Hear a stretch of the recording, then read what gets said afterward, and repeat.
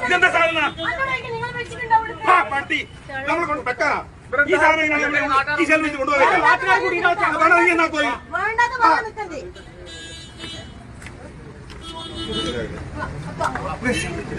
ഓഫീസിൽ പോയി കഞ്ചാവ് ഇതേണ്ട വീടിന്ന് കിട്ടിയ സാധനം ഉറുപ്പേനുള്ളിൽ MDMA ഇതാക്കി മൂക്കിൽ വെക്കുന്ന സംഭവം ഇത് പൈസ ആയത് കണ്ട വണ്ടി കൊണ്ടൊക്കെ എടുത്തിട്ടുണ്ടല്ലോ